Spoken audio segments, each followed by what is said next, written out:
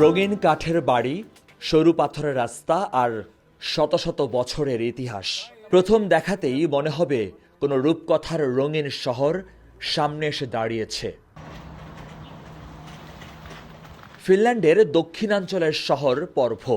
ঢুকতেই চোখে পড়বে সারি সারি কাঠের বাড়ি, পুরনো শহরের আঁকাবাঁকা গলিতে ইতিহাস আর সংস্কৃতির মিশেল।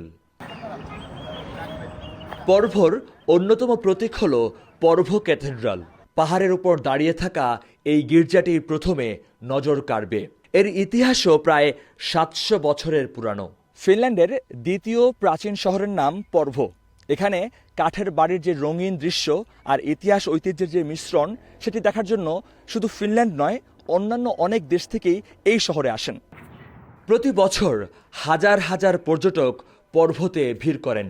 পাথরের রাস্তা ধরে হাঁটতে হাঁটতে ছোট ছোট ক্যাফে, শিল্পকর্মের দোকান এবং স্থানীয় রেস্টুরেন্ট ঘুরে দেখেন দর্শনার্থীরা। অনেকটা সুন্দর। এখানে আসলে পুরনো যে ঐতিহ্যগুলো আছে, কাঠের বাড়িঘর, সম্পূর্ণ ইউরোপিয়ান আগের যে ট্রেডিশনগুলো, সবগুলো এই পর্ভো সিটিতে সব সুন্দর লাগে। ছুটির সময় আমরা এখানে প্রায় সময় আসি, অনেক ভালো লাগে। কাঠের বাড়ি থেকে শুরু করে সবকিছু, পাশে লেক, অসাধারণ। মাইন্ড রিফ্রেশ করার জন্য আর কি এই জায়গাটা তুলনা নেই। এখানকার ঐতিহ্যটা একটু আলাদা। তো শহরগুলোতে গেলে যেটা হয় হচ্ছে সব আধুনিকতার ছোঁয়া পাওয়া যায়, বাট এইখানে আসলে আমরা একটু এদের আগের যে হচ্ছে ঐতিহ্যের জিনিসগুলো, সেগুলো একটা ছোঁয়া পাই আর কি। তো এখানে ভালোই লাগে পরিবার নিয়ে আসতে।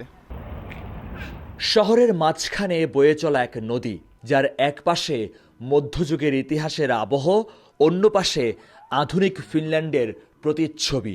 একই শহরের ভেতরে দুটি ভিন্ন সময়ের গল্প। পুরানো আর নতুনের এই সহাবস্থানই পর্ভোকে অন্য সব শহর থেকে আলাদা করেছে। পর্ভো শহরটির ইতিহাস প্রায় 800 বছরের। 1346 সালে সুইডেনের রাজা ম্যাগনাস এরিকসন পর্ভোকে শহরের মর্যাদা দেন বলে স্থানীয় ইতিহাসে পাওয়া যায়। মহিউদ্দিন মধু, সময় সংবাদ, পর্ভো, ফিনল্যান্ড।